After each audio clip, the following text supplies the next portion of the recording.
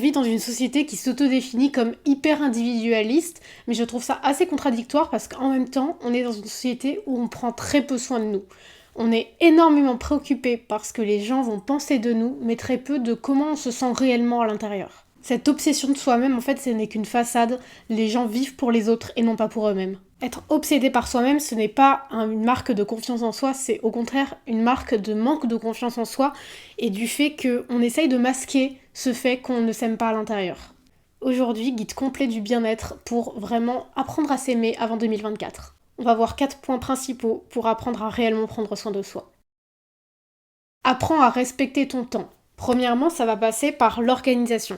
En fait, apprendre à organiser ta journée, ta semaine, ça va t'apprendre à garder du temps réellement pour toi et pour faire des choses en dehors du travail, en dehors des papiers administratifs, en dehors des obligations familiales ou sociales. Prendre soin de soi, c'est apprendre à garder réellement du temps pour soi, pour faire ce qu'on veut faire et pour choisir réellement ce qu'on veut faire. Organiser ta semaine, ça va te permettre d'essayer de garder une journée ou moins où il n'y a rien de planifié dedans. Vraiment, c'est juste du bien-être. Respecter son temps, ça va aussi passer par limiter son temps d'écran qui va nous bouffer littéralement. Et donc, en limitant son écran, on va pouvoir caser des choses beaucoup plus constructives qui vont réellement nous apaiser. Tout ça, on le couvre dans la vidéo précédente sur la productivité. Respecter son temps, ça va aussi être apprendre à se prioriser et à prioriser ce qu'on veut faire. N'essaye pas de plaire aux autres, n'essaye pas de, accepter des choses, des situations juste par peur de manquer un événement, par exemple. Écoute vraiment tes besoins et apprends à dire non. Savoir dire non, c'est vraiment essentiel et je pense que c'est le point capital pour prendre soin de soi, c'est dire non.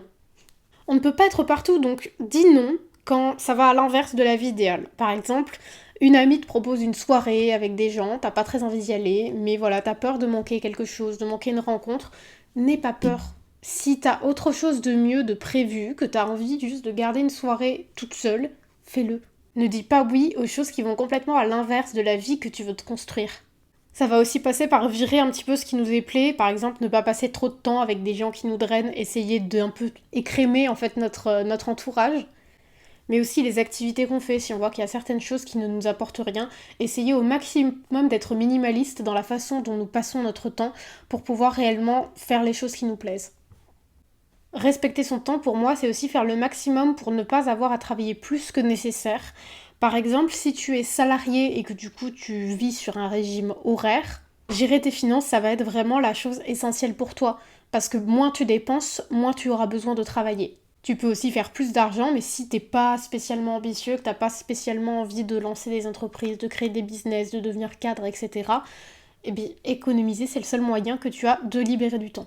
Donc ça va passer par se prioriser soi et non pas les tendances. Tu vas plutôt prioriser, question finance, l'économie, l'investissement, économie dans un premier temps pour construire un petit capital au cas où tu perdrais ton travail, puis ensuite investir cet argent pour essayer de le faire fructifier au maximum.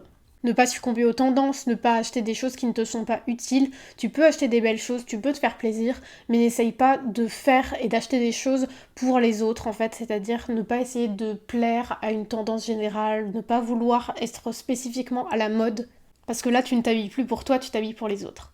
Et vraiment priorise-toi sur le travail, vraiment il faut retenir que le travail ça vient après toi, tu ne dois rien à ton entreprise. L'entreprise elle continue de tourner sans toi quand t'es salarié.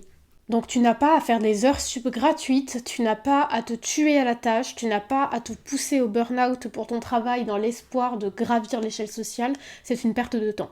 Et rappelle-toi toujours que la boîte te paye toujours moins que la valeur réelle que tu lui apportes.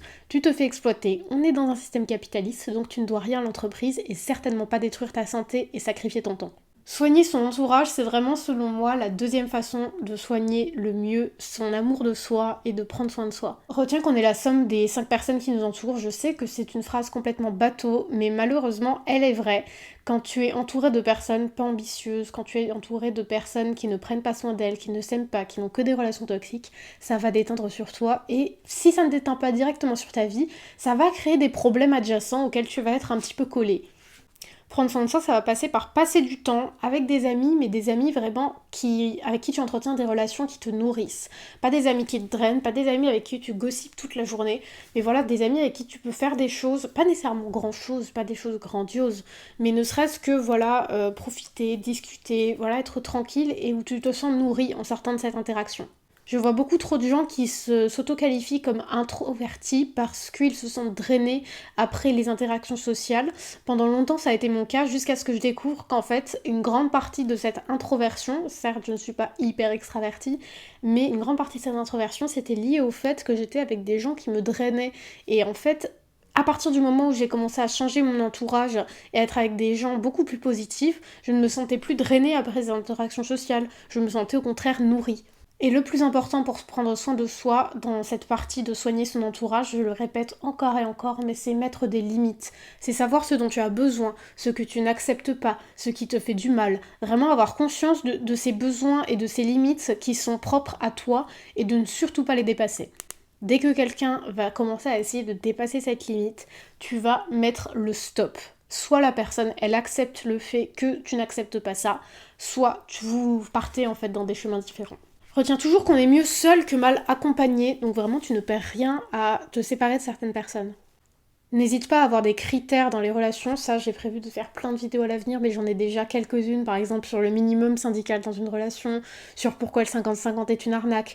Mais quand on parle de relations amoureuses, c'est encore plus important que dans une amitié d'avoir des critères assez stricts et des critères assez précis, parce que tu vas souffrir sinon. C'est la personne avec qui tu passes le plus de temps, la personne avec qui tu es en couple. Tu vas sans doute faire ta vie avec cette personne, donc c'est important que tes critères ne soient pas juste avoir un bon feeling avec cette personne et qu'elle soit gentille et drôle. Il faut des critères qui correspondent à la vie que tu veux avoir, la vie que tu veux mener, aux aspirations que tu as, et que cette personne corresponde à ça, parce que sinon, vos chemins vont forcément se séparer ou alors un des deux va souffrir. Prendre soin de soi, pour moi, ça passe par le luxe. Je ne parle pas du tout du luxe type Louis Vuitton, Chanel, mais du luxe dans le quotidien. Ça va être essayer de romantiser sa vie en quelque sorte. On voit beaucoup ce terme, surtout sur le YouTube américain. Mais ça va vraiment être essayer de, par exemple, faire des jolies présentations dans ses plats, vivre dans un bel environnement, faire des petites balades, voilà, essayer d'un peu vivre comme dans un film. Ne serait-ce que boire un petit verre de vin chez soi, lire, voilà, mettre un petit peu de musique, des bougies, acheter des beaux meubles, de l'électroménager, avoir des vêtements de belle qualité, s'acheter des fleurs, mais aussi être son propre date. J'en parle très souvent, ça du solo date, vraiment surtout sur TikTok, mais c'est selon moi quelque chose qui permet réellement de se ressourcer, de prendre soin de soi à un niveau beaucoup plus profond, parce qu'en fait tu vas apprendre à être ton propre date.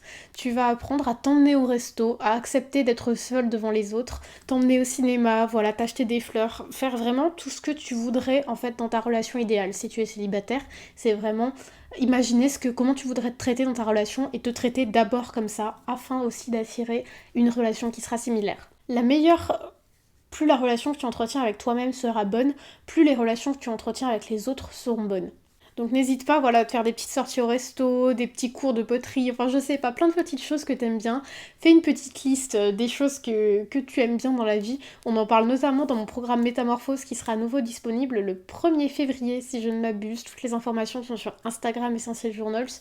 Mais j'ai notamment fait une page, voilà, sur un petit peu comment prendre soin de soi dans sa routine quotidienne et aussi faire une liste de positive triggers, c'est-à-dire des choses qui quand tu les fais, tu te sens bien.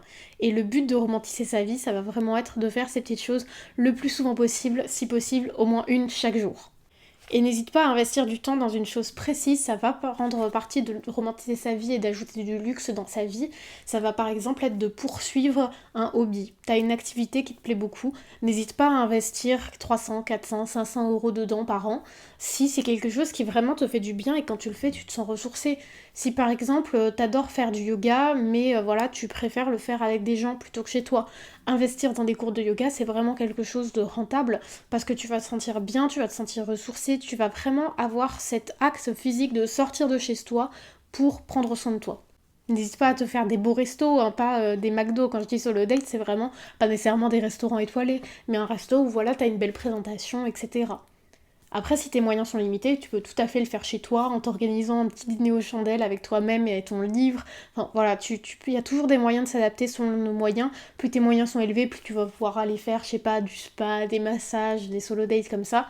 Mais même avec des moyens très très réduits, tu as toujours un moyen de pouvoir prendre soin de toi chez toi. Et le dernier point pour prendre soin de soi, c'est le point qu'on entend tout le temps quand les gens parlent de cette notion de bien-être, ça va être respecter son corps. Je pense que c'est très important, mais certainement pas aussi important que les 3 premiers points qui sont, rappelons-le, respecter son temps, soigner son entourage et ajouter du luxe dans sa vie quotidienne. Mais respecter son corps, ça reste très important.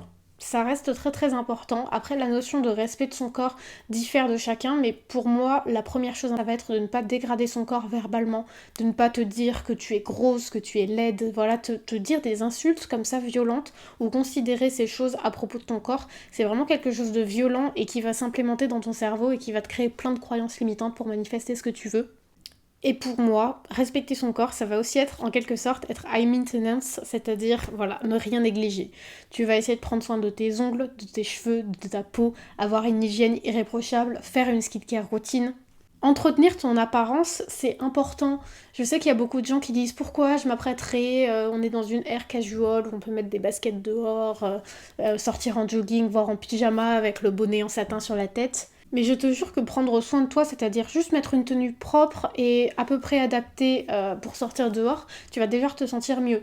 Pareil, si t'investis dans du vrai loungewear pour ta maison au lieu de ton vieux pyjama Mickey, si tu vas prendre un joli set, voilà, que ça soit une nuisette en satin ou alors un pyjama un petit peu laine ou effet laine, tu vas te sentir beaucoup mieux dans ta peau. Je te jure. Il y a beaucoup de gens qui trouvent ça superficiel, mais essaye et tu comprendras. Tu te sens mieux en fait quand tu es bien habillé, quand tu es bien apprêté dans un style qui te correspond et qui reste confortable bien évidemment, tu vas te sentir en fait mieux, tu vas te tenir plus droite, tu vas avoir des actions et des actes plus inspirés, plus élégants. Le but c'est vraiment de se sentir bien dans sa peau et dans son corps, que ça soit son apparence extérieure par des apparats en fait, ça peut passer par du maquillage, ça peut passer par des vêtements, mais aussi en profondeur, c'est-à-dire prendre soin de ta peau, de tes cheveux, de ton corps, avoir une bonne hygiène, sentir bon. Et aussi faire un minimum de sport. Je ne dis pas qu'il faut être skinny avec des abdos de fou, mais juste entretenir son corps, surtout pour prendre soin de ses os, de ses muscles, enfin prendre soin de son corps à un niveau anatomique. C'est pas du tout pour l'apparence que je dis qu'il faut faire du sport, c'est vraiment si tu vois que t'as tendance à prendre du poids et que ça peut être handicapant, bah essayer de contrecarrer ça, pas pour être skinny, mais juste pour être en bonne santé. Le minimum, ça serait au moins de faire un petit peu de marche. Si tu veux pas faire de sport au quotidien, essaye de faire 10 000 pas par jour. Quand t'habites à Paris ou dans une grande ville, c'est très facilement faisable. Et respecter son corps, quand tu as les moyens, le mieux c'est d'investir aussi dans ton bien-être physique, par des massages, par des soins, des hydrafacials par exemple, si t'as vraiment les moyens. Une bonne salle de sport, des bons cours de sport, etc. C'est vraiment un investissement rentable parce que ça va restaurer ton bien-être intérieur et ton calme intérieur. Si tu n'as pas les moyens, tu peux toujours faire un spa day à la maison, essayer de faire des gommages maison, de voilà te reposer, te faire des automassages, etc. Et dernier point pour respecter son corps, ça va bien évidemment être l'alimentation, essayer de cuisiner au maximum et de cuisiner équilibré surtout. Franchement, tous les trucs genre Uber Eats, quand c'est vraiment quelque chose de régulier, ça va te faire du mal. Idem les McDo, les Burger King, essaye de couper ça au maximum parce que tu le sais que c'est pas bon pour ta santé. T'as plein d'autres plats qui sont bons, donc essaye de découvrir des petits plats avec des légumes, des fruits, des protéines équilibrées, etc. Ça va vraiment se ressentir sur ton bien-être physique, la qualité de ta peau, comment tu te tiens, l'énergie aussi que t'as au quotidien. Je te jure que manger équilibré, ça va rééquilibrer tout ton corps à l'intérieur et ça va se voir sur l'extérieur. Tes cheveux vont être en meilleure santé, ta peau aussi, tu vas juste briller, tu vas resplendir. J'espère que cette vidéo un petit peu plus courte que d'habitude vous aura plu. N'hésitez pas si vous avez d'autres façons de prendre soin de soi à les partager dans les commentaires. C'est un petit peu différent de ce que je fais d'habitude, mais je pense que prendre soin de soi à un niveau un petit peu plus superficiel, comme j'ai pu le dire dans cette vidéo, peut toujours être utile. Certes, ici on parle beaucoup de développement personnel, mais pourquoi pas parler un petit peu parfois de physique, parce que c'est important aussi, ça fait partie du bien-être. Notre enveloppe matérielle fait partie de nous. Sur ce, je vous dis à la semaine prochaine.